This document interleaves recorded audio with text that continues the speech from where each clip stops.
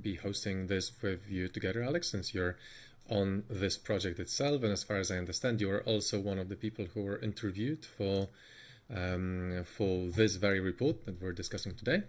And just to drive that home, so the report that we're looking at is titled Democratic Masculinities, Best Practices Report, Expert Organizations, Interventions, and Key Mechanisms. And Men Engage is one of the expert organizations, and Alex was representing this. Now, the idea of this report is to explore the strategies for countering anti-democratic tendencies amongst men and boys. And this is what we will discuss today, I guess, right? So I thought that maybe it would be interesting to kick this off from just like a general question about the connection between masculinities and democracy, because I think that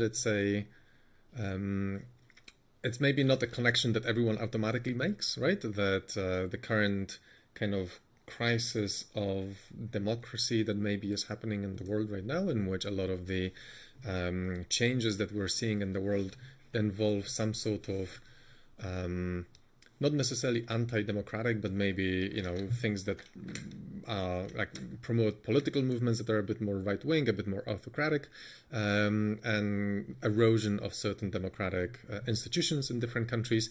We have seen that in countries such as Poland or in Hungary, or currently happening in the US, and a whole bunch of other countries in which various all the political parties that have been successful have been quite set on introducing or redesigning the rule of law in the countries, for example, or maybe changing the way in which certain structures that are there to protect democratic processes, to change them so that maybe they are able to make changes to the states without those kind of democracy protections in line.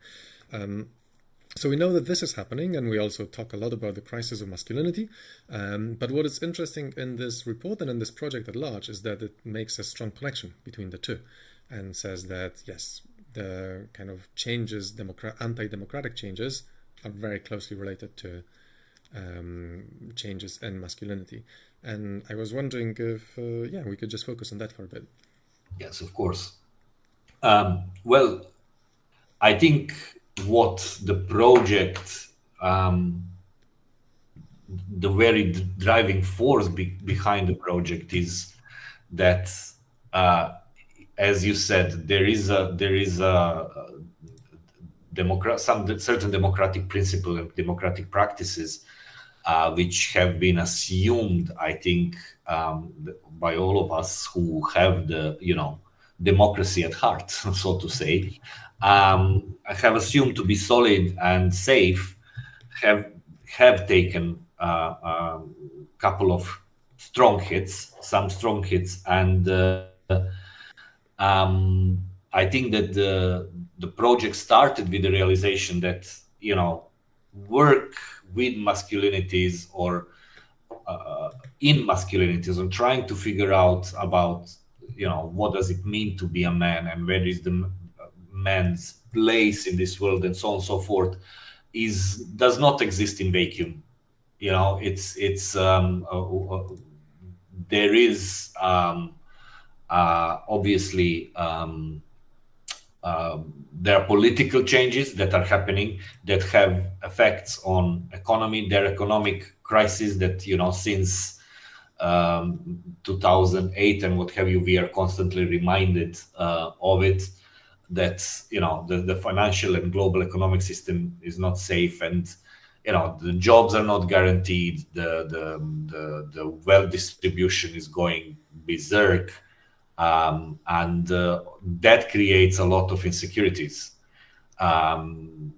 for everyone. But we are practitioners or people who are involved in working with men and masculinities, and the realization is that this obviously does not exist in a vacuum, and that these things are all closely connected. That we have forces. You can look at it from any way, from not necessarily hardcore right wing, if you want to say it like that, but we have forces that are tapping into these insecurities, and they are trying to provide some sort of sense of stability or sense of direction to these young boys and men in a very insecure world at the age when they are still exploring and finding their place in the society, and they're feeding them with the ideas that are a very, I believe, very harmful to those boys themselves, very rigid ideas of masculinity.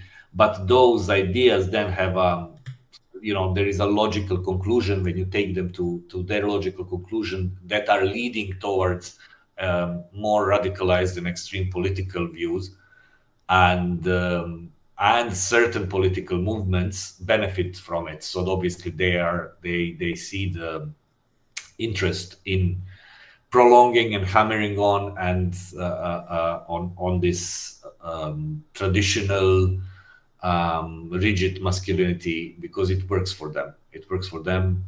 It explains the power as desirable, control as normal, and it ignores the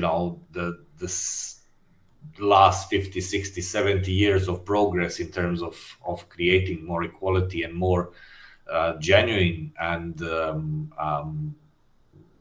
benign masculinities.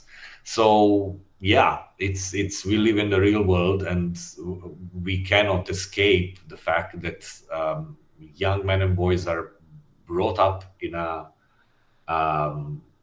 the world where there are many influences that can be easily reached. Online world helps, social media helps, and that can be social media and online world that can be used for good as much as for bad. And the whole idea is coming. We need to try and do something about it and try to be more innovative, whilst at the same time building upon the experience and knowledge of organizations which have been doing this work for a long time now. Mm-hmm. Yeah, this is really interesting, and it's also quite clear in the polls, I think, right? With many more extreme right-wing or political parties having much more backing amongst men.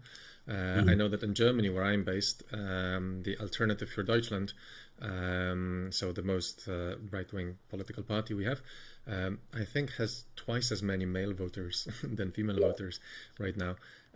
So something is definitely there, and I think that this report, like you say, quite rightly highlights the kind of precarity in which many men and boys feel in today's world, and how these sort of movements are very effective at using this precarity or appealing to men and boys through this sort of promises to end that precarity, and in this way kind of gathering their support. So I'm really curious about how this pans out in terms of, well, what it is that they actually do. So since this report is very focused on offering practical recommendations to practitioners, I think it was really quite interesting to read what they say, what are the mechanisms of the anti-democratic radicalization, and what kind of we should be doing to make a difference in that. And I quite liked one quote in there. So towards the end of the introductory section, or the first section in which they describe the current political landscape, the authors write, in summary, the mechanisms of anti-democratic radicalization cannot be separated from the emotional and cultural landscape shaping and shaped by men's gendered socialization, a mix of social isolation, emotional repression, and desire for purpose, and the need for belonging creates fertile ground for authoritarian black and white narratives to take root. So that's the things that you were saying, right? These are the kind of things that men are experiencing. But I wondered, what is your... Hessel is joining us. Fantastic. What is your... maybe let's welcome Welcome him. Yes. Hi, Hessel. Fantastic you could join us. Yeah, sorry, I got home like half an hour ago and then I just read the first sentence of the description and it said it was postponed. And then I was like, oh, that is so right for me at the moment. But then just remembered, like, oh, it's the 10th of November, that's today. So it was already postponed from earlier To Okay. today. Yeah. to today. Well, I'm It's glad that you could join us. We have yeah, just started, but then for everyone who is watching us on the live stream or maybe the video later on, Hessel Schaaf is the author of this report. So it is fantastic to have you with us today. And then we already did a little introduction since Alex was also involved with Men for Them. He told us a little bit about what this whole project is about. But maybe you would like to also say a few words about what this report was for you and how writing it has proceeded, and maybe give us your introduction to what this project is about and maybe something about yourself as well. yeah, nice. Happy to be here. Nice that it's organized. So my name is Hessel. I'm from the Netherlands. I work at Emancipator for about 2 years now. And yeah, meant for the future of European democracies was my first big project, also my first big writing project. Um, and yeah, when I heard, I think, yeah, a couple of months before the project really started, that we were like looking internally who was going to do it, I thought, yeah, I'd really like to do this one. It's really close to me, the intersection of like political radicalization, male loneliness, yeah, the search of boys and men for belonging in the world. Also, yeah, something that's been a big topic in my own life. And so I was very happy to join. And yeah, already with the first, we had like a kickoff session in the Netherlands with a lot of the European partners joining, which was already very inspiring. And in the end, that was like the beginning point um, of the article that I wrote. Um, yeah, and I really think it's very necessary to talk about these topics and also to talk about them. Yeah, I think as organizations we're talking about them a lot, and we kind of like also what I got internally, but also from our partners, that we have quite a clear picture um, of the problems and like some ways to solve them. But then on the other hand, we're doing this European Union project where we, of course, have like demands and wishes from the European Union and also limited, like there's a lot of development and like limited clarity on what's going to happen with implementation, etc. So this is also an interesting dance and also something that comes to the fore, I think, in the paper that yeah, in the end, me and Jip Mars from Emancipator wrote together because of timing issues. They did a lot of the editing. Um, yeah, so I think a lot of the conclusions were already were crowdsourced from the Men Engaged partners from Europe, and some I think were not. Yeah, it's like already working theory and working practice for a long time. So it was nice to bring them together, but it's also like um, interesting what's gonna happen with it. Mm-hmm. Yeah, thank you very much for this introduction. So we just started talking about how you opened the report. So you, in the first section, you write about the mechanism of anti-democratic radicalization. And we started talking a little bit with Alex already about the connection between masculinity and the anti-democratic tendencies, because it's not that obvious maybe to everyone. Alex has already outlined how this is happening. I was saying just as you were joining that you have a fantastic quote in there which talks about how the kind of precarity in which many men find themselves both materially and kind of ideologically, let's say, creates a fertile ground for this sort of radicalization. And it's you write, a mix of social isolation, emotional repression, desire for purpose, and need for belonging, and that so many men feel. But I was going to take this further and ask, about what you in the report discuss as traditional masculinity. And you mentioned that there might be other names for it that different people would use. But this traditional masculinity has certain features that kind of make it particularly fertile for that sort of radicalization. Could you tell us a bit more about that? Yeah, I think what we've been experiencing a lot in the last couple of months, especially after adolescence came out, a lot of attention in the Netherlands as well and Europe-wide for the manosphere and the answer that it gives. And of course, then like we often use the name Andrew Tate to kind of like explain this whole world and the ideas that they propose. But we always emphasize that it's important to look at the specific answers that they're giving and to talk about how they are like strong answers or not or something, but it's much more about the search that like human beings have, but with what we teach our boys and men, what especially young men have in um, finding purpose in life, feeling appreciated as a human being, feeling seen. Um, a lot of the old certainties in life have disappeared over the last 50 years. I don't know whether it's like religion and neighborhoods and stable work, being closely connected to your immediate family or even friends that move around a lot. So there's a lot of things, globalization that destabilizes a lot. So a lot of like problems that we as humans in general face. So this is an important thing that a lot of people are searching now for belonging, certainty, being rooted, etc. For young men, this is doubly so because they're still being told that they should be a provider, but that at the same time, women have managed to move into these traditionally male-dominated spaces of like the economic space, political space, etc. So they're no longer sole providers, and often as a society we say that we don't want that.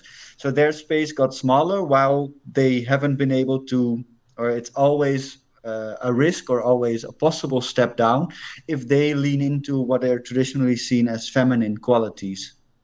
So care work, but also being caring, etc.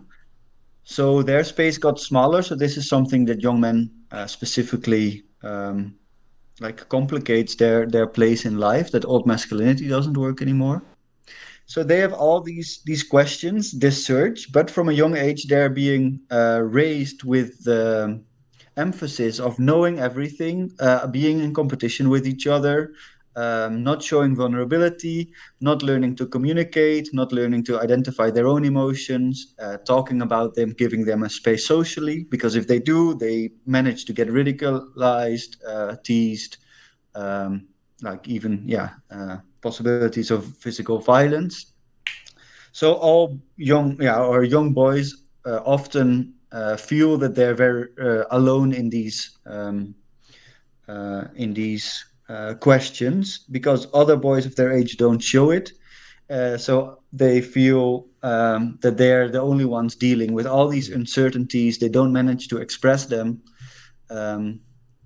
So this sets them up for a double loneliness. Like there's a loneliness of not expressing it, but also the loneliness of other people seeming to understand what's going on.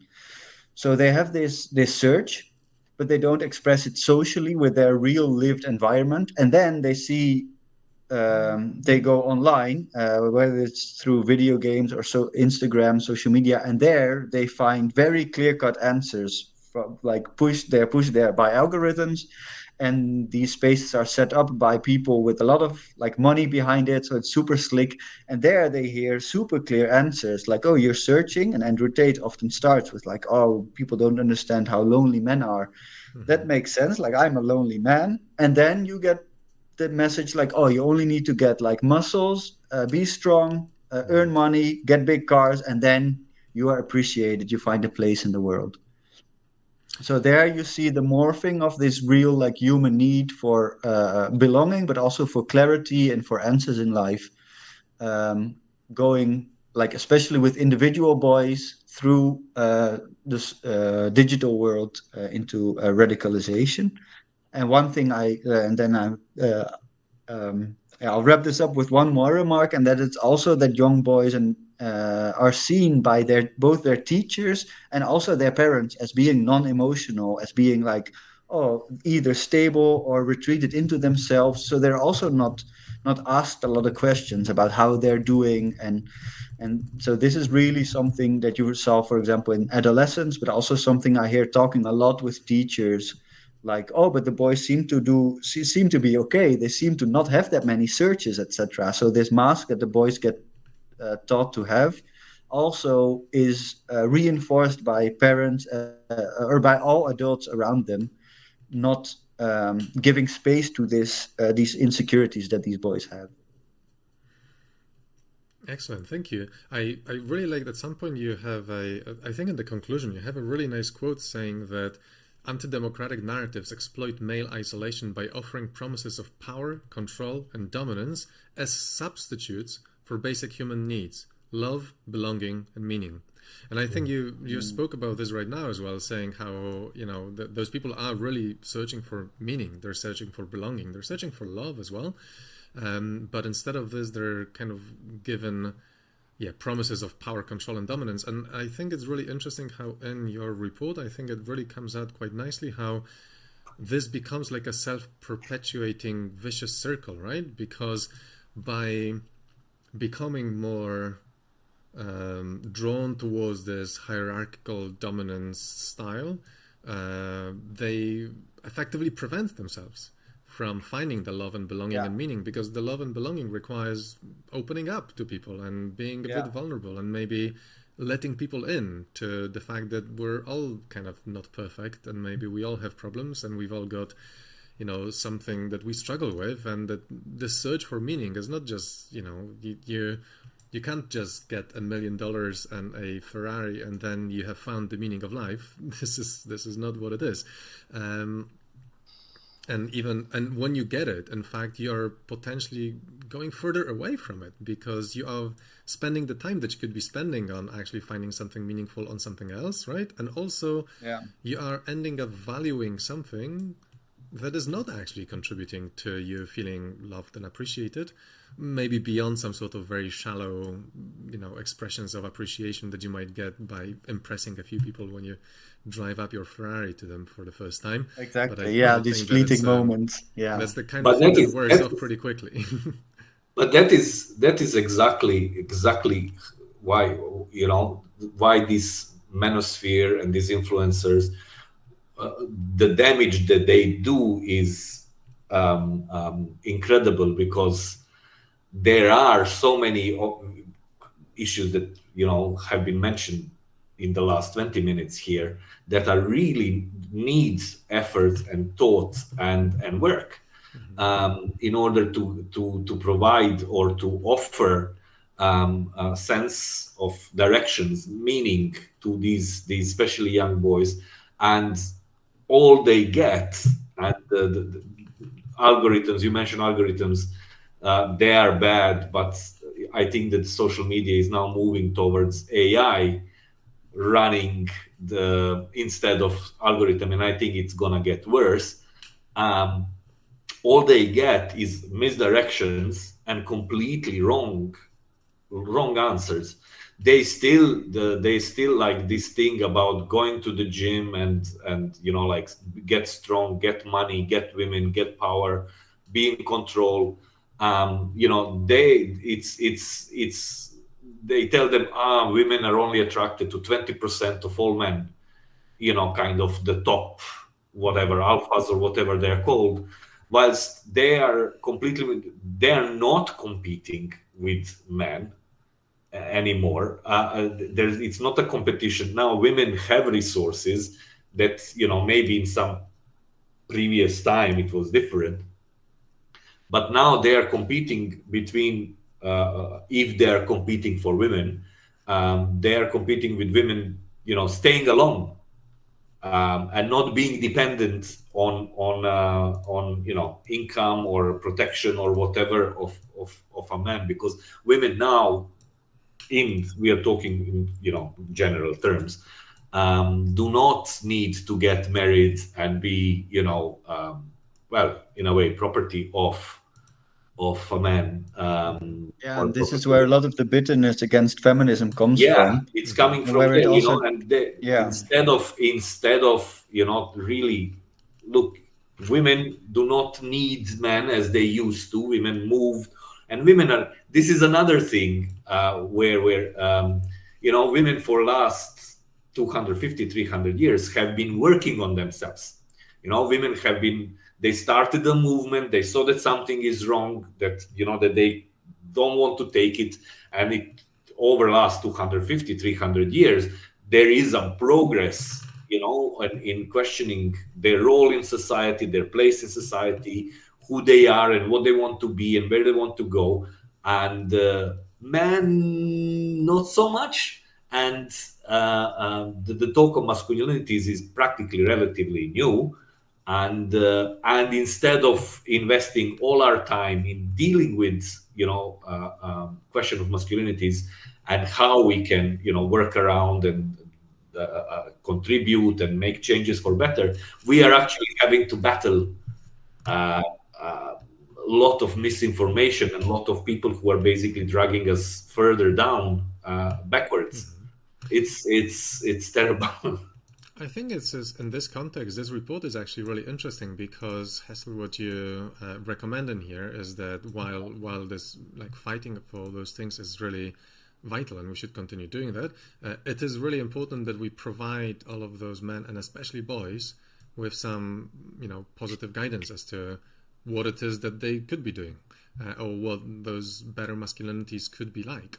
And I think in here I wanted to also bring in, so we had a question from someone who is watching the live stream, the spiritual gentleman.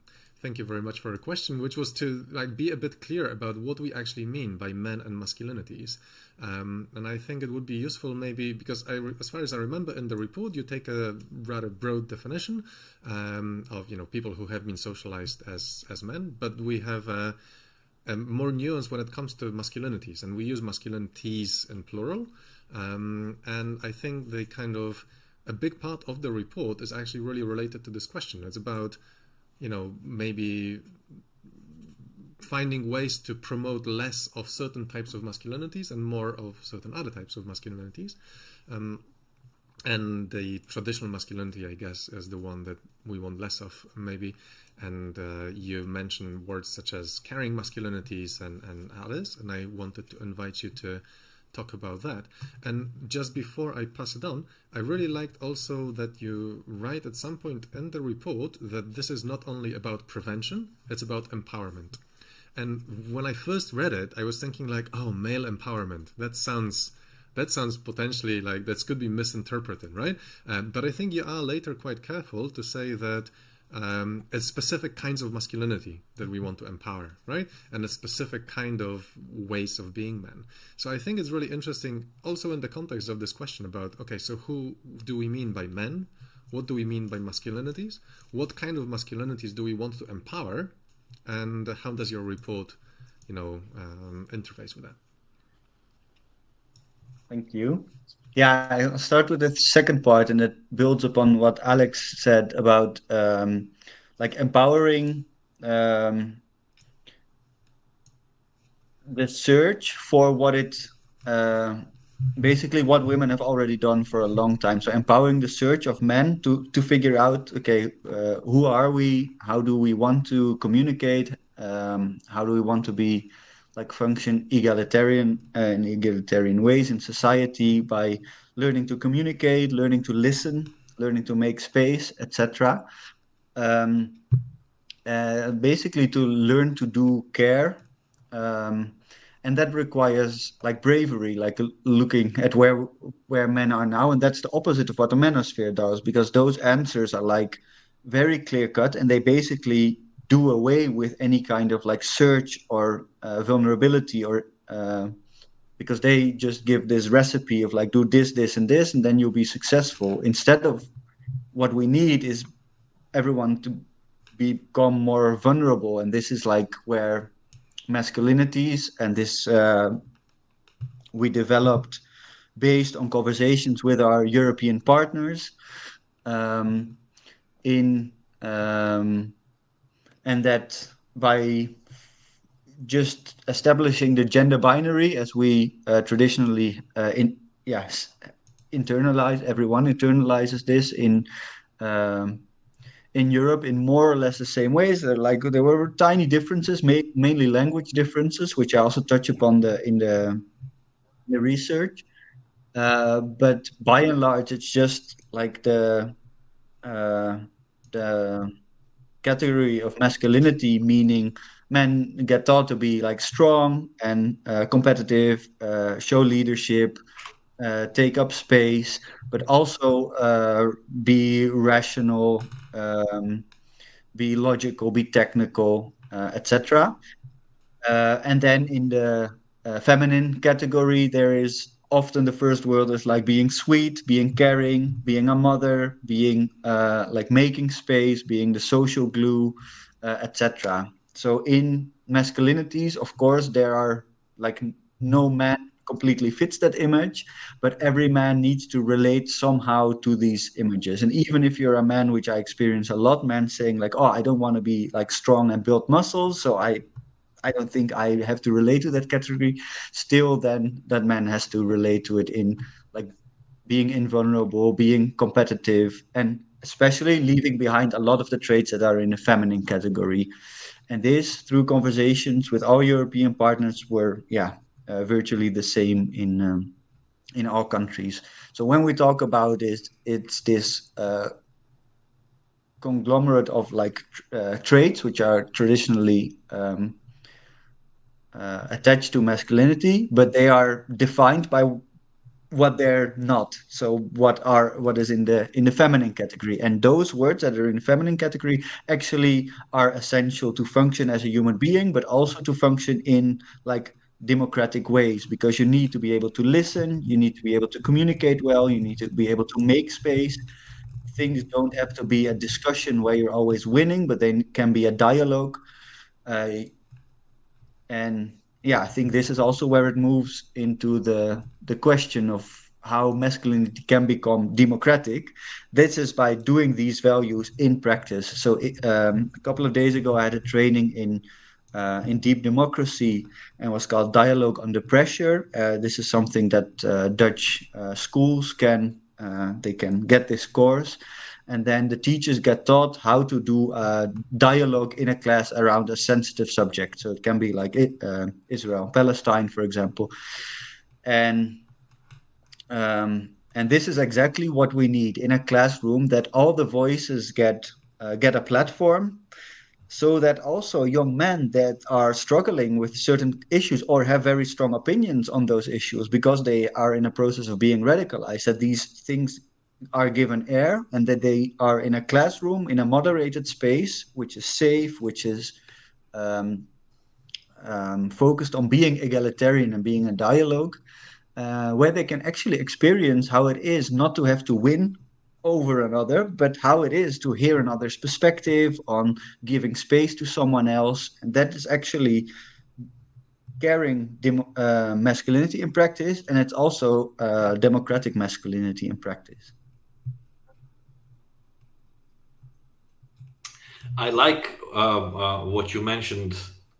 I mean, leading from what Simon said about masculinities and about this, how do you define it, and how do you define masculinities? And it's, I think, one part of the problem is that for longest time, um, the masculinity was defined in a negative, or more or less every definition in some way contains something like not being a woman in, in some form, not act like a woman, not behave like a woman, not think like a woman, not show emotion like a woman, what, kick football like a woman. And I think that this is what I like then, in the report, which I think, because I am one of these NGOs who work in same kind of field, like the people you interviewed. that the recognition that the problem is not just in interventions, in a sense that there are NGOs, there are people who have experience, who've been doing these interventions, working with men and boys for a long time, but that the problem is actually structural. That there is a structural problem that can be only done, can only be solved if we take the big picture, and that there is a movement not only bottom up as we are doing, but that there is a move top down, that it requires sort of a political will and will to change the culture, to change the way how we approach things, to change the educational system, to absorb and include these discussions and this kind of work. I will just and that is very hard to do. I was recently at a conference in Vienna where there were representatives from all European countries in there. So there were ambassadors, high-level civil servants, and we were talking exactly the same topic. I was on stage on the panel, and there was a man from representing, I think he was from UK, and he asked me, how do we reach these boys? He was it was a very genuine question. He said, how do we reach these boys? How do we get to them before, Andrew Tate as a placeholder for these influences? And my answer was very simple. Like, I'm looking at the whole, and it was full of people I told them, you are all representative of governments. You all have Ministry of Education. You all have schools, and you all know where these boys are for 5-6 hours every day, from a very young age. Like, there is a place, there is a way to reach these boys, but it involves will to change, to adapt and adjust to the modern world, and to maybe, for the benefit, of our, future generation and kids, move a little bit from, again, traditional academic pressure that we expect schools to perform, and sort of teach these kids some life skills and prepare them for life rather than for work. I think this is an excellent point, and I mean, this is, as many wicked problems, this is also, a symptom of a different problem, right? I mean, it's like our education system is the problem in here, or maybe some other things as well. But I think there's a couple interesting things I wanted to follow up, and one is that in the report, as far as I remember, you even quote some boys who say that they follow Andrew Tate and not school because school does not care about them, and Andrew Tate does, right? And it's this perception that I think young boys have, is that the system doesn't care about them. The system has failed them. The system does not acknowledge the problems that they have, or tells them that, they are privileged and they should not have problems. And then, well, they are looking for solutions to those problems because they're not finding it in the system. So I think that it's, calling for a reform of the system so that it actually, acknowledges this and maybe provides them with solutions. I think it's a great way to start. I think it's, changing ossified, state education systems. I think it's a very long battle. So I wonder if there is other ways that we should also approach this in. And I think it's also related to the notion of masculinity, because I have to say that reading this report and reading so much literature about this, I have the impression that we should talk more about a certain value, or something that especially young men and boys value, which I think is left out by this in a way that kind of shows our age and maybe class privilege as well, which is that we focus on things such as caring masculinities, we focus on things such as democratic masculinities. Meanwhile, Andrew Tate and CO show kids things that look cool and awesome. Mm-hmm. Right?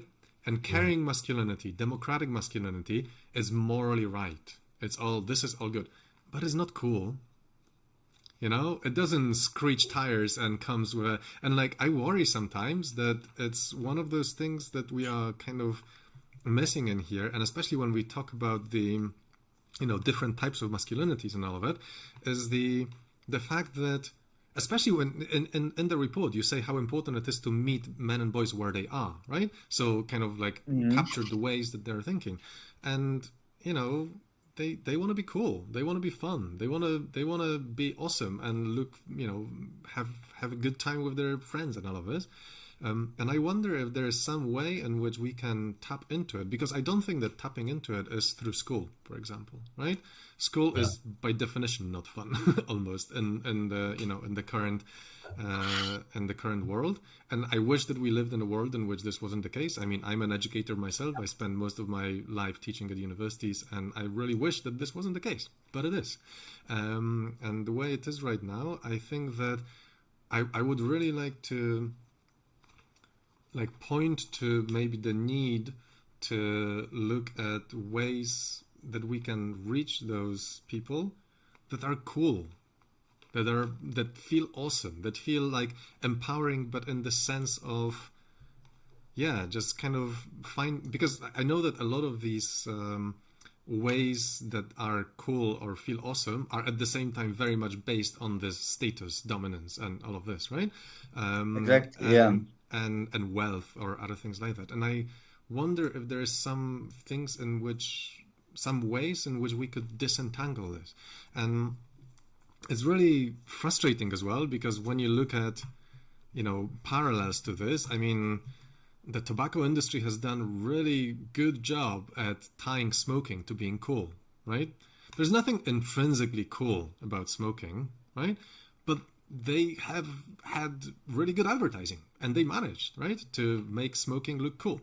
And I worry that we are kind of in this battle against, you know, centuries of presenting, I don't know, being a warrior as cool, or being somebody who's like a lone wolf as cool, or something like this. And things that are kind of tied with those traditional masculinities have had centuries and centuries of well, I don't want to use the word propaganda, but like cultural messaging that have really grounded this belief that that's fun, that's cool, that's awesome, right? Like waving around a massive sword, really cool. Helping those in need and feeding the hungry, really good, but kind of not cool, so sexy, right? Yeah. So yeah. I wonder if there is some way in which you think, like, A, how does it feature in your thinking and there? And B, do you think we can tap into it somehow as well? Yeah, many layered problem, many layered answer. So first of all, of course, there is the working, for example, with influencers, which, like for example, our Polish partner Share the Care is doing in like carrying fatherhood campaigns that they use influencers, but that's like carrying fatherhood is quite low hanging fruit in that sense that you can still get a lot of influencers to join in that battle, let's say. In the Netherlands recently, we had a case, a couple of connected cases of sexual violence, public sexual violence, and also femicide, which got a lot of attention. And there was also a wave of influencers speaking out about men needing to speak out. But there it gets complicated. The more like gender transformative narrative you want to have, the more complicated it becomes to get them to follow along. So often it's quite easy to do it about, for example, caring fatherhood. But then if you want to move it to really like transforming gender norms, like it gets less and less easy to get people to follow along. But it does happen to some extent. But I do agree that there's a lot of work to be done there to popularize our message and really reach people where they are. Because of course it's easy for me or for us to say this. We need to reach people where they are. How you can reach people is like transforming your language, for example, not using certain words that we internally would use to not lose kids. So there's also like softer forms of like reaching people where they are without having to put on like your head cap backwards and walking in and said like, hey, yo kids, are we one of yours or something? Because that's also pretending to be something that we are not, at least. So we can work with people that do, but and then there's the level of This is also a couple of days ago in The Guardian. There was this article about someone who de-radicalized from manosphere communities. And he also talked about, yeah, school is boring and school should focus more on entrepreneur classes for young men because that's what they really want. But I think at the point that you want to be an entrepreneur, already a lot has happened to form you to become that, to think that that is your way to become a valued human being.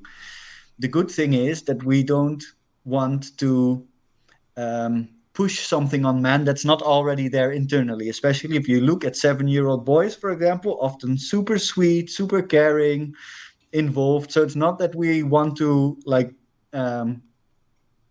force 13-year-old boys to suddenly become caring or something. They have unlearned that caring, warm attitude over the years before, and we want to both offer other examples in that period so that they have to unlearn it less, and then at some later point tap back into their humanity, basically.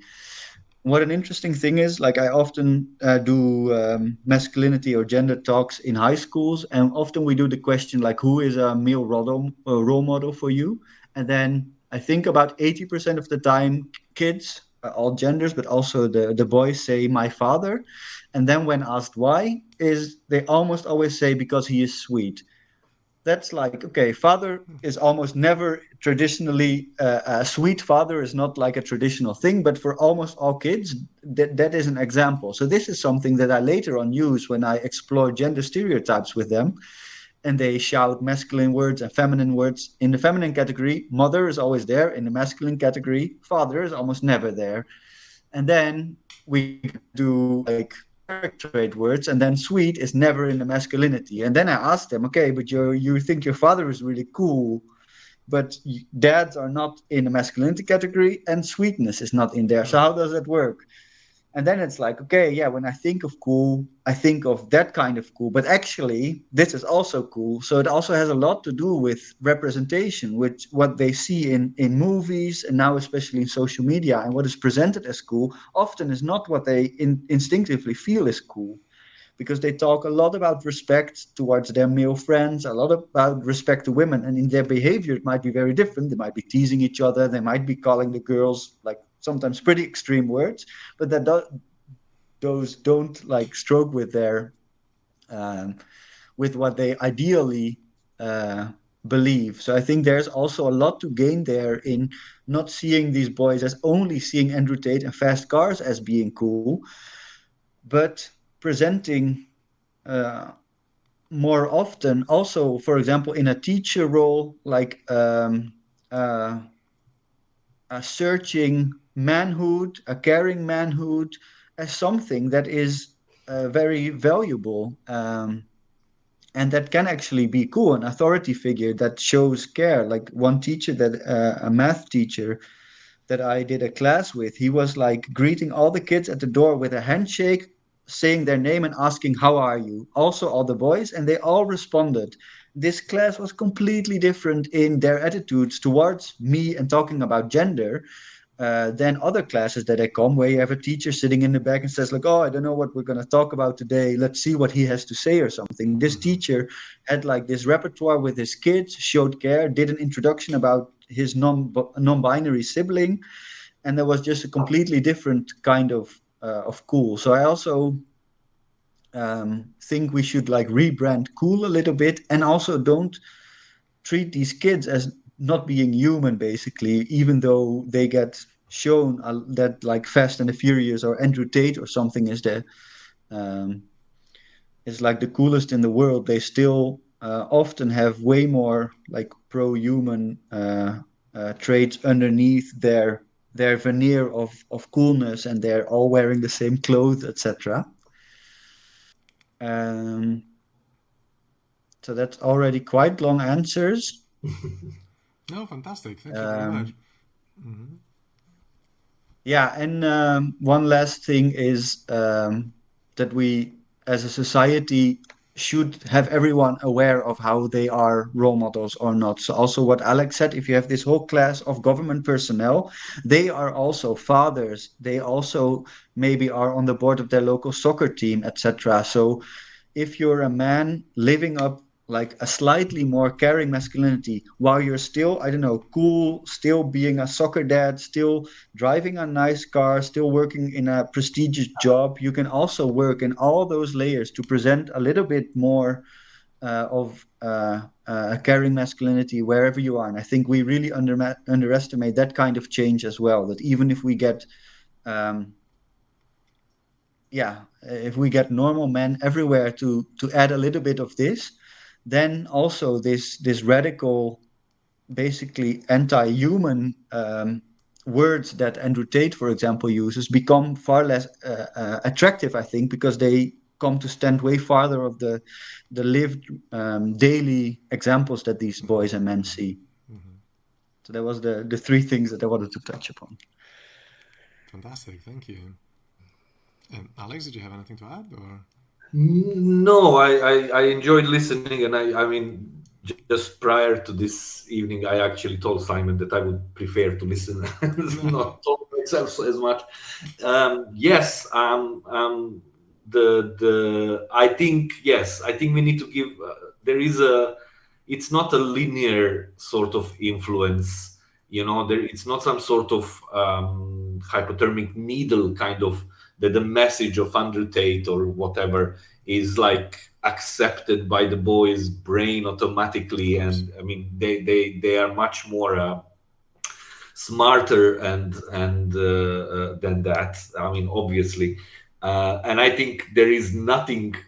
One of the messages, and I know this because there are many organizations that work with, we work with sports organizations, with sports stars, football and stuff like that. You can work where boys are and where their interest is. So there are interventions done by NGOs involving, things that boys, as Simon said, that we kind of are brought up to think they are cool. The fact is, the two things that I see there is that we as men, I think generally, whilst some men are violent and some men are whatever, vast majority is not. And I think we should, as men, be more involved and more, ready to how should I say, show, lead by example. It involves a lot of introspection. It involves a lot of work, but it's doable and can be done. And I also think that we can easily, unlike what the messages of Tate and these guys, other who is like, they want you to be a woman and wear a skirt and what have you, which is not the case. There is nothing wrong in if you're a young adult and I don't know, have a couple of beers and play a game of football with your boys, and do these things. These are not inherently. There is nothing inherently wrong with much of the things that we associate with masculinity. There is nothing wrong with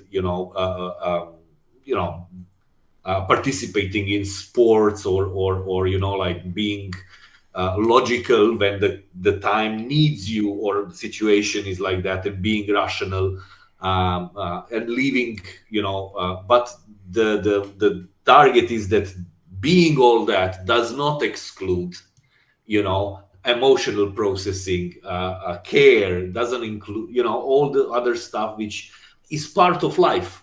And being sort of defined by very few characteristics which you can or should apply to your life excludes a lot of life, the whole other half, and these boys and young men, as anybody else, they are whole.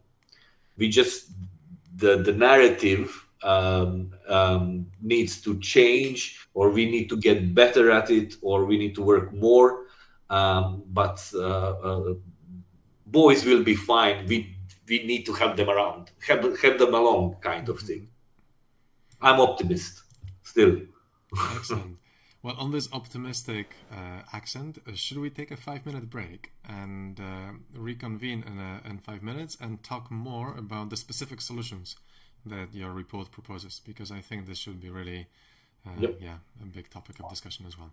All right, should we take 5 minutes and meet again at 8:12? Okay? Okay. Fantastic. See you soon.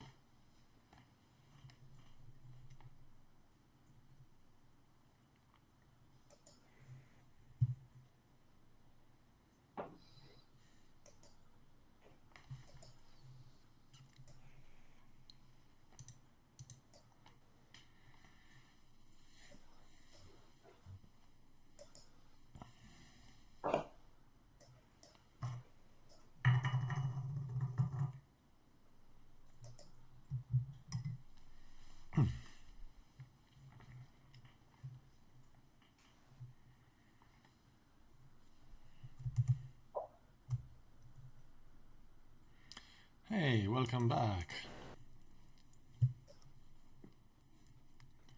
Let's just give Alex another minute, and we can. Ah, there he is. Fantastic. Okay, well, let's move on then and talk a little bit about your solutions. So, just for everyone listening as well, in the report, there's a whole chapter dedicated to, well, what do we do about this? And there's, on one hand, a description of a dual approach that you recommend. So on one hand, the report suggests that we should have a comprehensive society-wide prevention with a particular focus on fostering open, relational, and emotionally vulnerable conversations amongst men and boys. And on the other hand, we should collect, evaluate, and further develop targeted interventions supporting men and boys who are at the risk of radicalization, but also bystanders and the broader public, which needs a more systemic support rather than the kind of like more personal approach, right? And then in the report, I quite like that you offer specific mechanisms of change. And as far as I understand, the way the report was done was by getting members of all of those organizations that work with men and boys to talk about the kinds of interventions that they find are effective, and then kind of distilling out of them what are the main kind of strategies or what are the key mechanisms that really work. And you distinguish three mechanisms in that, and that is fostering empathy, transforming together, so having this kind of togetherness, and messages that focus on care and empowerment. And I wondered, I have thoughts about all of those. I think that they're absolutely excellent, but I maybe should pass on to you, Hassel, so that you can tell us a bit more about your work in them.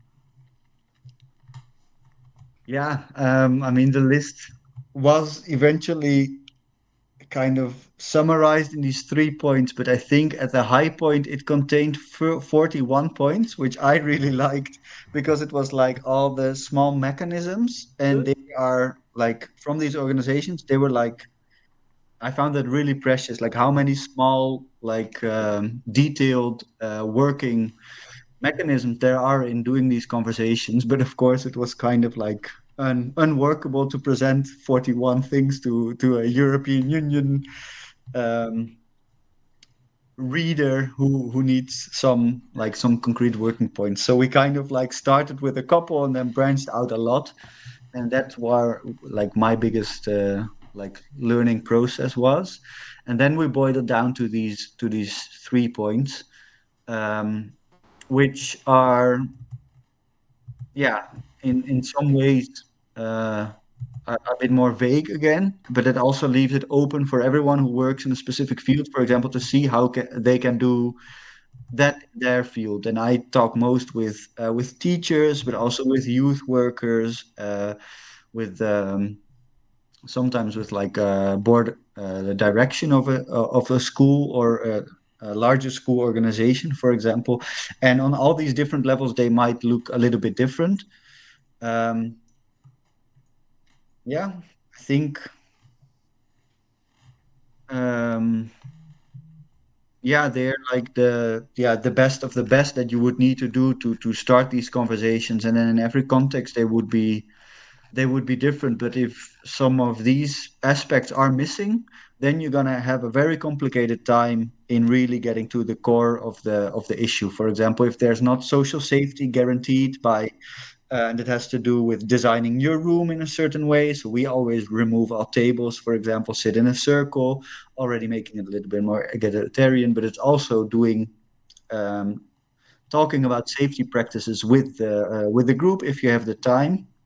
Then talking together about how we want to relate to each other, etc. And if you don't have this safe space, men, young boys, but also older men, they will fold and sit with their hands crossed like this, and you won't be able to reach them as human beings in a surge, basically. So all of these, like these three big things, but also every sentence has behind it these conversations about all the nitpicky stuff. Yeah, I really liked. Maybe let's focus on them one by one as well, because I think this is really interesting, and it's kind of like the core, really, of the recommendation Yeah, of the report, right? So you already talked about like the examples that you give have very much to do with the fostering of empathy, right?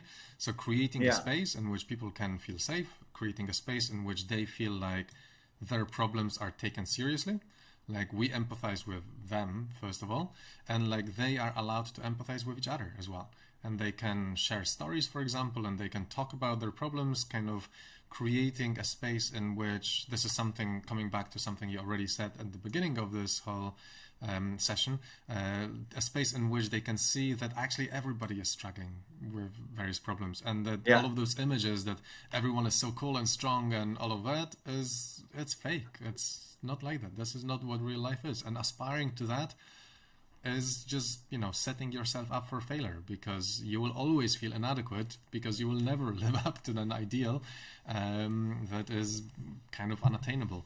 And so I really like how your report kind of recommends creating those spaces in which that foster empathy, right? That create shared vulnerability, these kind of circles in which we can talk about our problems and witness each other's problems as well, and actually validate each other a little bit as well for, you know, just like, hey, those are serious things you struggle with, right? And maybe I struggle with them as well. And that makes me think Yeah, a so lot. it's Sorry, yeah.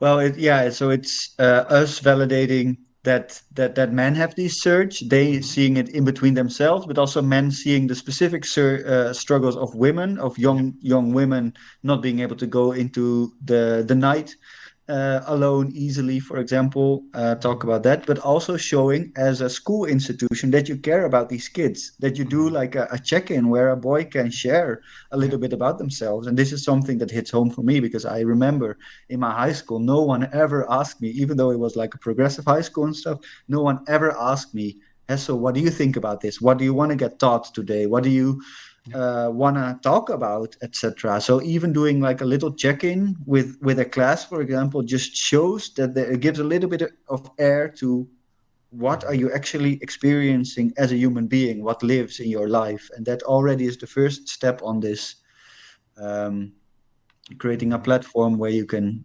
collectively delve into this. So yeah, building on what you just said as well, I when I was reading this section, I very much thought about the various men's circles that are, you know, popping up in various places, and there is like people do that like organically. I have guided a whole bunch of men's circles myself. There's also organizations right now around different countries that do that. So in Britain we have Andy's Men's Club, right? And in Poland there is Masculinum, kind of like big organization that organizes these sort of men's circles. There's the Mankind Project that has its roots in the mythopoetic men's movement, and they're kind of this more spiritual type men's circles. And there are a lot of those popping up, I think. And it's really interesting that these spaces provide, I mean, they're based around the idea of providing an opportunity for men to be vulnerable and talk about their problems and finding understanding from other men as well. And I wondered what you would have to say, both of you, about this, especially also in the context of what you just mentioned, Hassel, which is that it's important that we don't only empathize with each other, but we also empathize with women and people of you know, who have different experiences than ourselves. And I was also struck by the fact that in this section, when you write about this, you also mentioned that in these sort of spaces in which we encourage sharing and vulnerability, we also need to protect and or encourage accountability. And you say that problematic ideas cannot go unchallenged; they must be met with dialogue, and that we need to kind of like find ways in which we both allow people to share and express their emotions, but also, you know, I mean, this is probably what a lot of I know incel spaces would be about as well, right? There's a lot of people expressing their emotions and where they are, but it's not kind of guided by the spirit of accountability and maybe checking each other. Hey, you know, are you just kind of complaining about and putting your problems onto somebody else while actually so yes, I was really wondering if you both have some thoughts about how this interfaces with the kind of maybe existing men's circles or the existing initiatives in this respect, and how to do that maybe so it also is done in this spirit of accountability and kind of empathizing with other people and not just the other men in the group. I can go ahead, Hassel. Go ahead. Yeah, just briefly about the last part. Yeah, that also requires some training and reflection on our own part of how do you give space to these to this search. But if so, for example, a young man in class says like women should be in the kitchen, that you really need some training in how to go on then, like checking their remark, like saying, hey, it's not okay what you're saying, where did you hear that, or to try to figure out what's behind it or what the influences or the searches behind it. But this requires teachers also to become far more engaged with their students and become more like um, good in having difficult human conversations, because I experience that teachers a lot of times say like, oh, then I either send him away out of the class or I ignore it because it becomes too much, like too complicated a conversation. And then of course these men continue to see it on their own, and for the rest of the class it's unsafe. And then before kicking it over to Alex, I would say, like, I also have a men's circle myself. And I would say what we try to foster in class is a little bit of such a circle. And of course, these men later in life know what they have lacked and often come to these circles because they feel what has been missing because of their masculinity. If you do that in class, you can prevent basically, or already plant some seeds that these young boys can take along in life and hopefully not end in like crisis situations, which often lead men to go look for such circles. But yeah, such as circle dynamic is what, like, in a brief moment we hope to have in classrooms all the time, and but also in boardrooms and also in student organizations and on soccer clubs. And yeah, then I can kick over to Alex for some more. No, which just from experience, and going back to you saying that there were 41 different ways or strategies or whatever. For a long time, I think it was not prerogative, but it was common and usual to like expose the privilege, that you have to be aware of the privilege, and often that can lead to just being defensive, and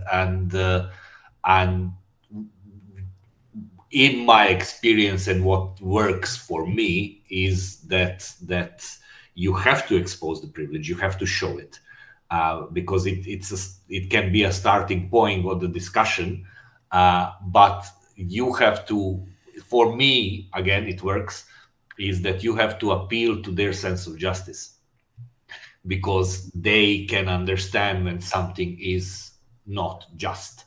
And I think that it goes a little bit under the empathy approach.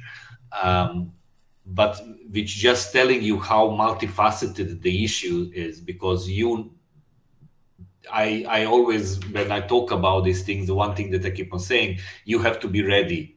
You have to be ready, and because the issue is multifaceted, then the responses have to be multifaceted as well, and you have to be prepared. You have to be prepared. You have to, be well versed in the topic that you're discussing, and be ready for any question that might come out. Number one. Number two, accountability, definitely, and this is where being ready is a crucial part. But also, not only be ready, but be ready in a sense that be prepared that different questions have to be answered in a different way in order. Sometimes it's good to reverse the situation. What would, if this was, put them in the shoe? Sometimes it's good to use humor. They love it. It works really, really well. And sometimes the direct. We had humor in there. Yeah, sometimes. Yeah, sometimes you have to use direct answer, some sort of logic and facts work. And it's so I'm guessing it comes a bit to like pedagogy, like you have to, how do you teach these things? And the last but not least is, yes, men's circle have been popular lately, but men's circles have been done and organized by people that we don't want. I'm kidding, but by people who are actually associated with manosphere, especially in the Nordic countries, and they've been doing it for years. And again, their efforts are not that bad because there is something there about community of men and stuff like that. But they are again, missing certain points. So I'm planning on, maybe I'm discussing with my partner from my NGO, because we haven't done one.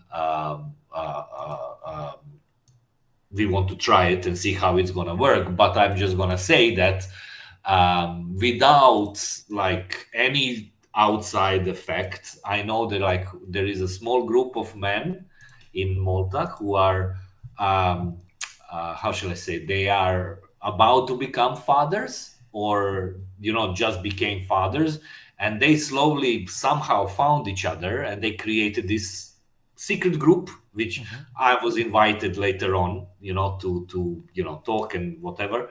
But they have this group, and there is like 150 of them, and basically they exchange their experiences. They ask each other questions, how they handle, becoming the first, the pregnancy, birth, becoming fathers, and they invite experts to give them talks, about breastfeeding, about this or that, about sex during pregnancy, after giving birth, and they're curious and they don't know and they didn't know, and they self-organized and they created this group and they're supporting each other and exchanging experiences and seeking expertise. So I think, the demand is there. We just need to find a way to meet it. Yeah, and this is this lived vulnerability that we often see when men are about to become fathers or just became fathers, and then we are also trying to find ways to encourage these kind of things in a context where boys are being like held in place by their peers, etc. So also try to foster this caring surge before they already are, like, I don't know, 30, for example, and have this long trajectory of damages and complications and loneliness, etc., behind them. And that's why we need to be in schools. I really like the focus on schools as well, because I think, as you rightly identify in the report, by the time you get to people in their 20s and 30s, that the damage has been done. But also, I think it's really important to realize that because of the structure of this traditional or hegemonic masculinity, and how it devalues men for asking for help, or admitting that they don't know, or having any humility at all, it's very difficult for them to actually stop and ask, right? And this is perhaps why there are only few moments in a life of a man's life in which it is actually okay to stop and say, I don't know how to do this, and I can actually be open to listening. And fatherhood is one of them, right? It's like you become a father, Absolutely. And suddenly you go like, oh, I don't know how to do that. I will actually meet some other guys and maybe talk about this. So I think there's other work that has been already done on like pinpointing those critical moments in which it's maybe easier to find people. But I think that, focusing on earlier education is definitely a good strategy in there. Now that takes us to the second point in there, which the second key mechanism that you talk about, which is transforming together and kind of making sure that this is a joint venture. I don't know, and this is already kind of embedded in the idea of a men's group or a men's circle, right? Because that is already a joint process, and maybe the example of the fathers who are joining together to do something like that is a good example as well. But I like what you wrote in there about how like just being together and sharing stories kind of on one hand undermines this real man ideology, because well, you see that we are all struggling, right? But also presents an opportunity that maybe we as people who are wanting to help guide this sort of change could really like catch on with, which is to find really good narratives that are kind of community-based narratives that allow us to reimagine masculinity in a way that would help to, you know, people to find together some sort of ways of building something better that would actually be more fulfilling or attractive, or, you know, answer their questions and insecurities and all of that, like you write in the report. And I wondered if you could, like, if we could focus maybe for a moment about this kind of togetherness, and how it's not only togetherness of a men's circle or something like that, but also the togetherness of having the right role models, or having someone to look up to. For example, you mentioned before the role models, you mentioned also that some organizations have been kind of teaming up with celebrities or with influencers or something like this. And I wondered if there's any more in here to talk about with respect to like specific recommendations. Okay, so what do we do to take this communal togetherness aspect of it and build on that? Yeah, I think a most important one, which I encounter constantly, is that people always want to see themselves as being a finished product in this sense, and talking about someone else who is a problem. So I see it with one school saying, we don't do it as badly as them, so you should go there. Thereby, we don't need to do anything about themselves. But I also see this with individual people. That a lot of people want to talk about the manosphere as if it's like something super far away, and it's only young men that get radicalized. Suddenly, we've all been doing so well in the West, and suddenly there's this manosphere, and we really need to get to a point where like we all don't really know this, and we should really get the self-image of that it's finding out together as a society, but also all the individuals in there. Um, how we are doing this, how we've done this, how we want to do it in the future. So, for example, and that makes it really important that you also present yourself as a searching person to kids, to young men. So, as a teacher, not presenting yourself always as a person who knows the answer, but share with them how your own search has been, about finding a job, about how you were when you were a 14-year-old kid, and that it might be okay, but that you learned when you were 28 how nice it actually was with your male friends to not always do these hard jokes, but sometimes ask, how are you really doing, especially when someone's mom is sick. And these are like stories um, that get these kids thinking, because if these kids always see adults presenting this clear image to them of like being finished products who are not doubting, then we are only reinforcing this. And I think this is a huge damage that we are accidentally doing by wanting to present ourselves as like stable factors. We're basically not telling them that their search is logical, that it's legitimate, that everyone has had it.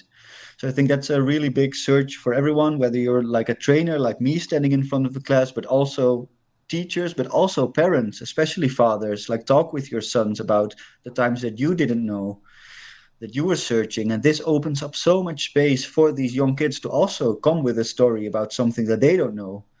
And if they share something about what they don't know, that might lead to a deeper conversation about their actual like search behind it, about insecurities, etc. And then you're reaching a stage where you can actually do some preventive work on not having this search leading to finding these radical answers.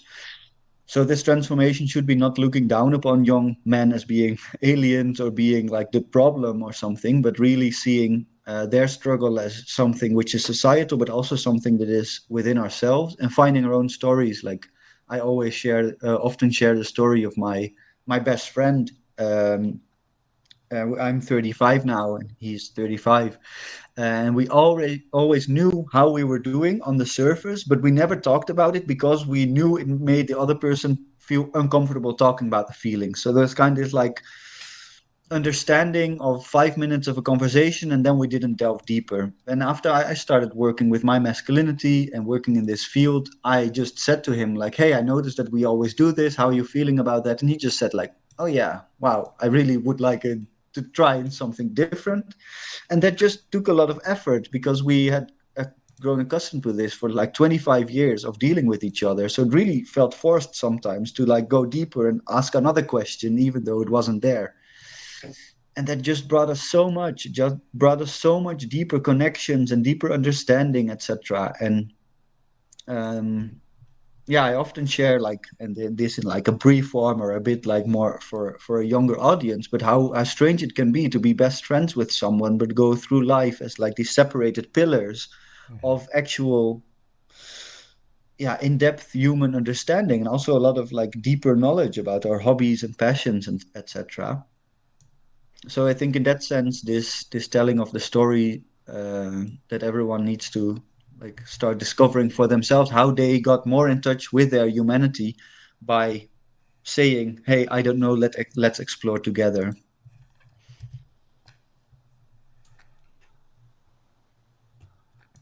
Yeah, excellent. I find this really, really fascinating as well in terms of just platforming these sort of voices and finding ways to, yeah, to really show that these are stories of like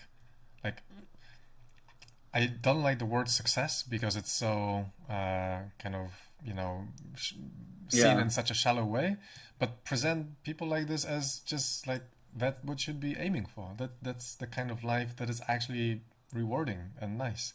yeah. And I Um, often use the words like, yeah, I started blossoming again because I got out of my loneliness by talking about that and connecting with people about that and letting go of my feeling of rationality that I had because the world is a scary place and I thought I always needed to have the answers.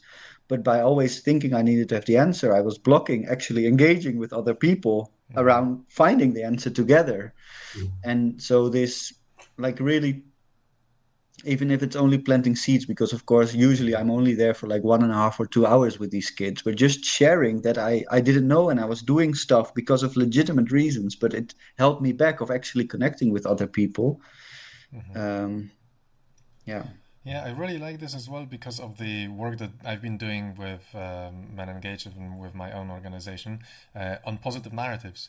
And I think that Yeah. you really kind of like struck a chord with me and you formulated it really nicely in the report when you write that role models and counter narratives work as visible example of a reimagined masculinity. Intervention should validate the search of boys and men and show healthier options as more fulfilling, attractive, and as real answers to their questions and insecurities. So the idea being, I think, really strong in here, that's what I want to promote as well, that the essence is to promote doing it and promote doing like embracing those different masculinities because it's great, because this actually leads to Yeah. fulfillment and happiness and creating systems in which everyone can be better off, and Yeah. not doing that through this kind of like guilt narratives or narratives that like you are a horrible human being if you don't, Yeah. right? Yeah.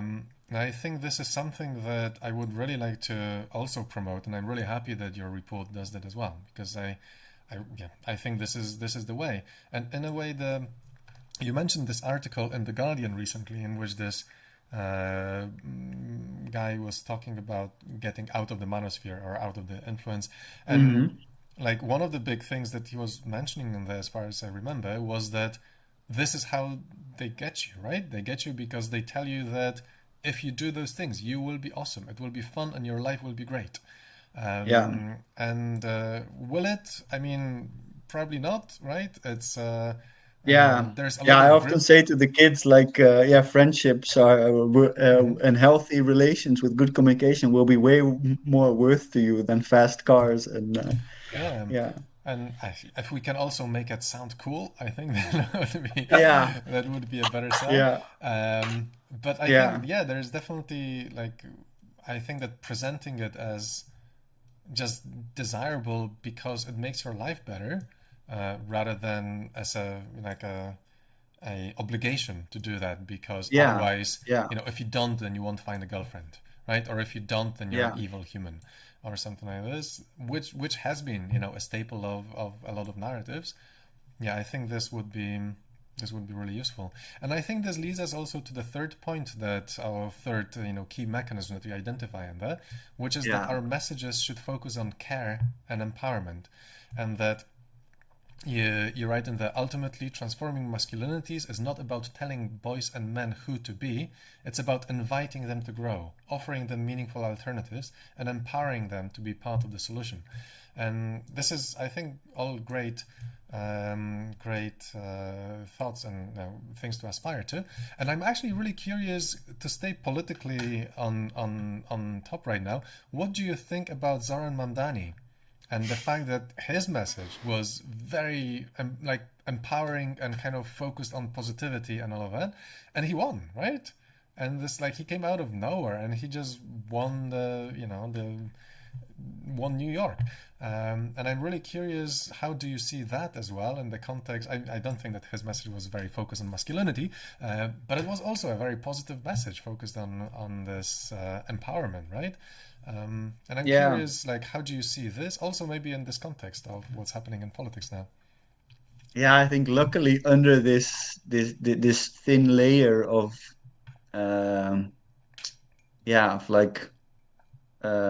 anger and fear fueled right wing and far right wing momentum, there is a lot of need for care, and a lot of people that are so angry and so scared are that because they feel uncared for by this society.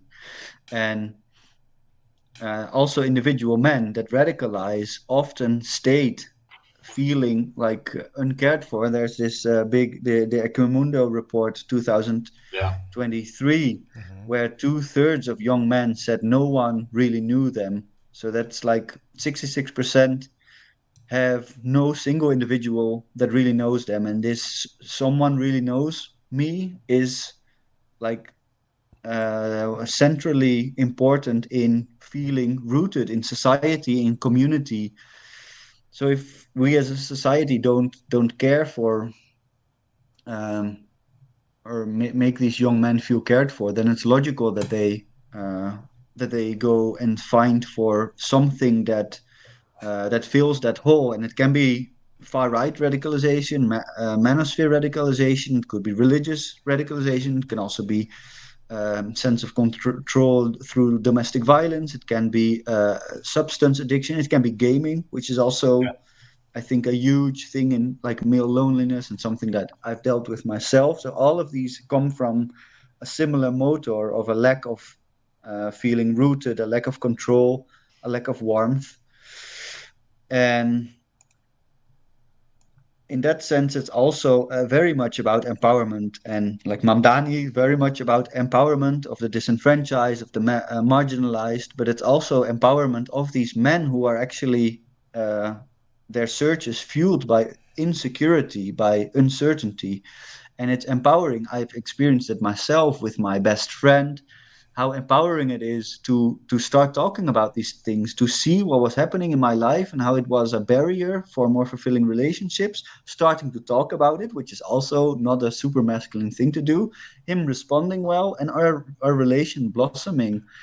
It was super empowering. So also just getting insight in how this stuff works, also for young men to do, for example, this exercise with them once about traditionally masculine traits, traditionally feminine traits, and just show them how they are from a young age already stuck in these two things, can give a little bit of tools of empowerment. And that's good enough for now. But it's really connected to these positive narratives. Your direction in that is amazing. I think it goes even deeper into these aspects of the specific words to use and not to use. And also we discussed the use of, for example, toxic masculinity as being very, very harmful. And even traditional masculinity, where there's a lot of debate about with our Polish partner, because traditional anything will get valued much higher there. And if you call traditional masculinity bad, you're really attacking some core family values. So there was an exploration in itself, and we decided not to divert from that in the end. But I just gonna just in case that somebody is watching who is not familiar with this, Simon has been working really, really hard for a while now, preparing a document for about positive narratives or different narratives that can be used in, rather than traditional ones and the ones used by these influencers and manosphere and so on and so forth. So that should be coming out soon. It's in the final stages, no? It is very much, yes. And thank you very much, Alex, for your help in preparing it as well. So I appreciate the shout out. And thank you for mentioning it in your report as well. So much appreciated. I hope that it will be Oh, an yeah, ongoing conversation. Yeah. Yeah. I wondered if in the last maybe 10, 12 minutes we've got, I wanted to ask a couple kind of more contentious questions, or like one especially, which I think is really interests me personally when it comes to finding good ways to or ways to formulate messages. And that uncomfortable realization is that what if we invite all of those people to grow and think for themselves and all of this, but they don't really want to, right? They just want to be given answers. And I think that there is something that we learn about society, and this is not just men, this is humans in general, I think. Like there's a reason why articles that are called 5 ways to do this, or 10 simple ways in which you can improve X, are much more popular than articles that invite you to really consider things in detail and take multi-perspective approach or whatever else. There's a reason why Jordan Peterson got famous after he wrote 12 Rules for Life. I mean, it's simple, it's straightforward. People like simple answers, and I wonder if you in this work as well, where I know that you mentioned that a couple times in the report, but I felt like maybe it could do with a bit more fleshing out. Like what is the good balance between creating or sending out messages that take into account the fact that life is complex, and reducing life to black and whiteness is never going to do it justice and will never lead you anywhere good, right? But at the same time, people like simple messages, and maybe also people have a million other things going on in their lives, and like they just don't have, even if they wanted to, they don't have the time or space or headspace or maybe something like capacity to actually engage with something more complicated. It doesn't need to be that they're lazy, it doesn't need to be that they are really stupid or unwilling to do this, or evil in some other way. They just have other stuff going on, right? So they might just not be ready to take in very complex messages. And I think this is also, unfortunately, made more difficult by the world we live in which, if something cannot be expressed in one tweet or in one minute long TikTok video, then it won't get your attention, right? Or especially in gaming culture as well, in which people are just used to the fact that there is this and this and this thing you need to do, and there is a guaranteed result if you do. This is how this is when you think of pickup artist rhetoric. This is how it's structured, right? It's like you need to do A, B, and C, and then result falls out. And people like this sort of thinking.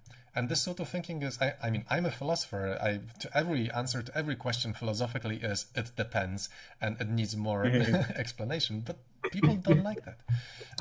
So I wonder if, based on your research in here and on your report, you have maybe can give us a little bit more of a, get us a little bit closer to to answering the question of what is a good balance between having enough nuance so that you don't slip into black and whiteness, but on the other hand, also delivering a message that is simple enough that people actually have the patience, the capacity, and the willingness to engage with it.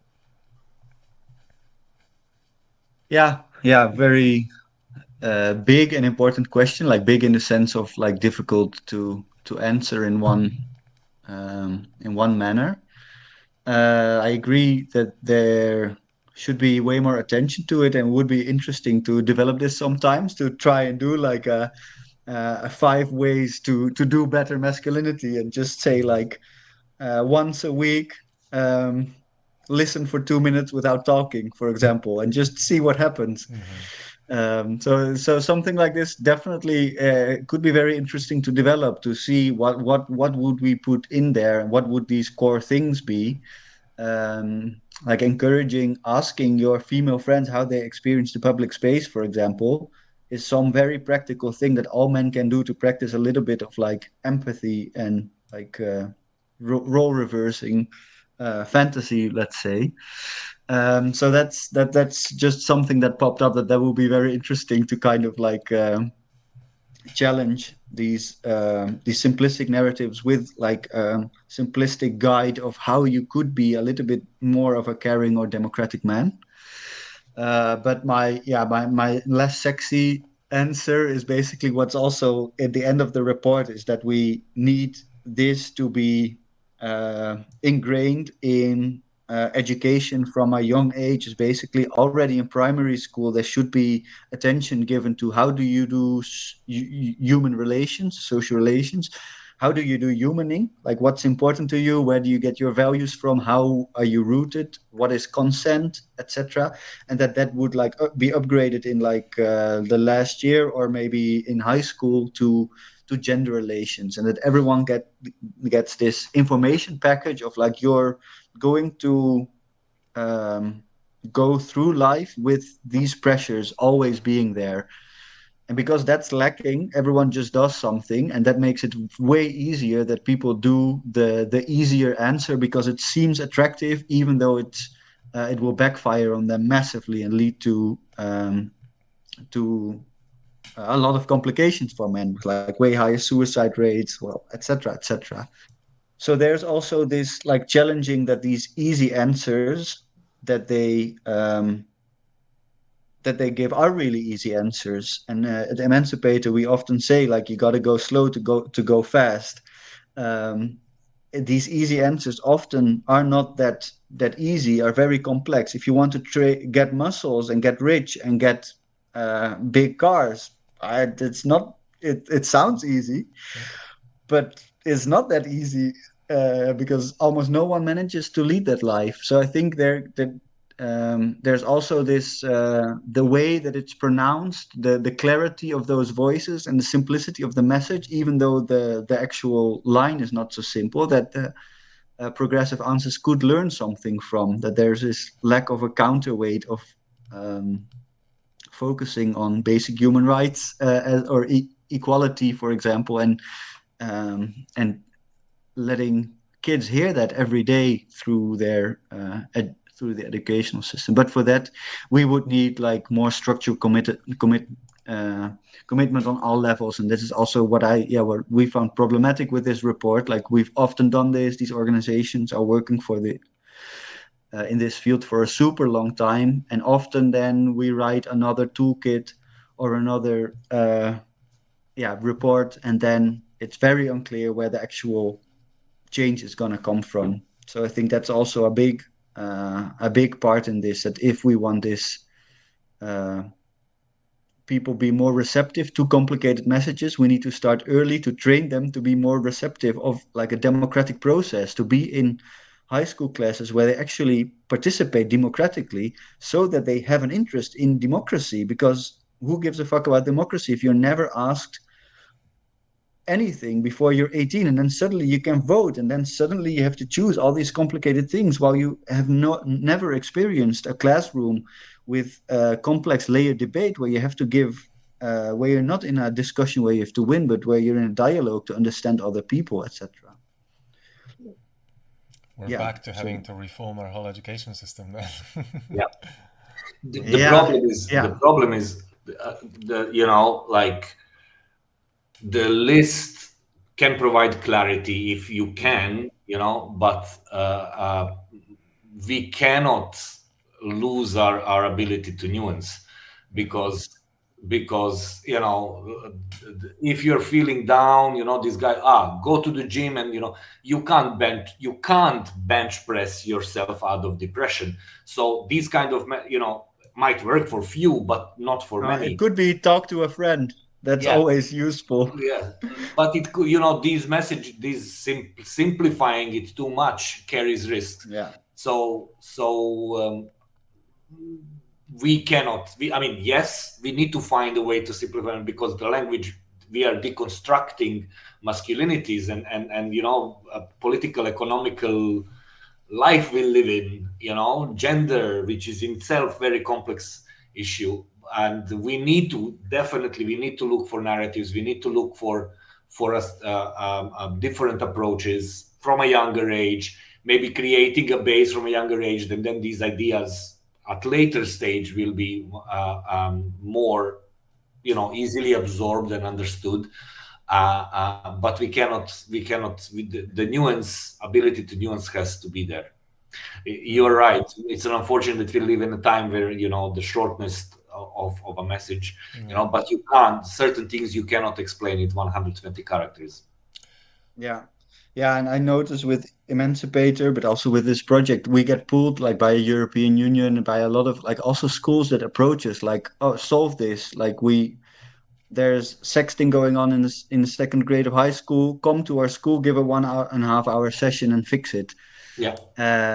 So then often we say we can't, but I also agree with you, Simon, that we also sometimes lose with focusing only on this grand narrative, as I also did now, that we sometimes lose giving some very concrete stuff that